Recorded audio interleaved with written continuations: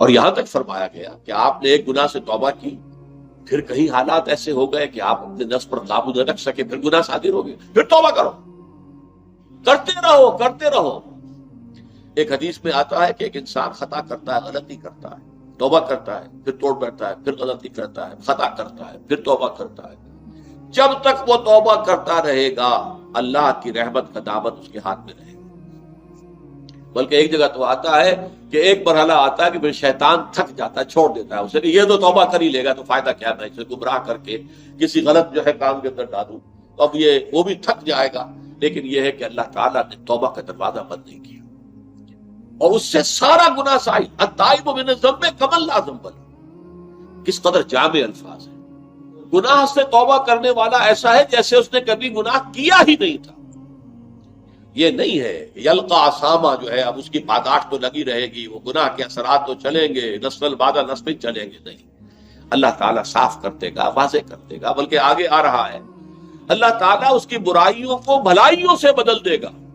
نام اعمال میں جو اندراجات تھے کہ اس نے یہ گناہ کیا، یہ گناہ کیا، یہ گناہ، توبہ کی ہے، وہ سب صاف ہو جائیں گے، اس کی جگہ پر نیکیوں کا اندراج ہو جائے گا۔ اصل میں ہمارے ہاں بھی اس معاملے کے اندر جو ہے بڑی کوتاہی ہے بعض لوگوں کے ہاں۔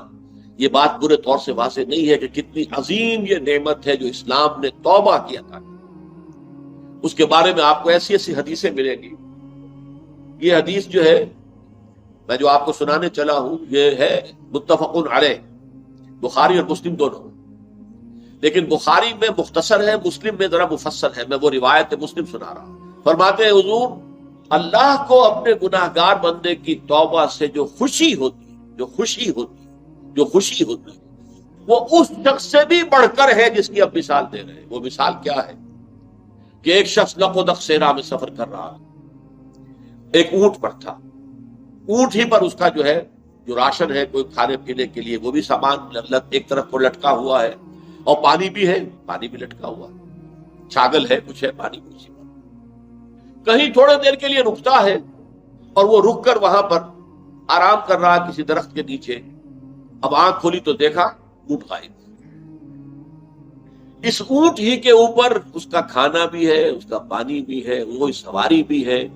وہ دوڑتا ہے شمال میں، جنوب میں، مشرق میں، مغرب میں، دوڑ دوڑ کے کہیں اس کا نشان نہیں مل رہا۔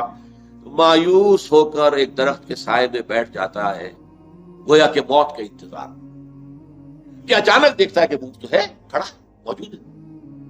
اب جو اس پر جسے کہتے ہیں شادی مرگ، اتنی خوشی طاری ہوئی اس پر، اتنی خوشی طاری ہوئی کہ وہ کہنا تو چاہتا تھا اے اللہ میں تیرا بندہ تو میرا رب، کہہ یہ بیٹھا اے اللہ میں تیرا رب تو میرا بندہ۔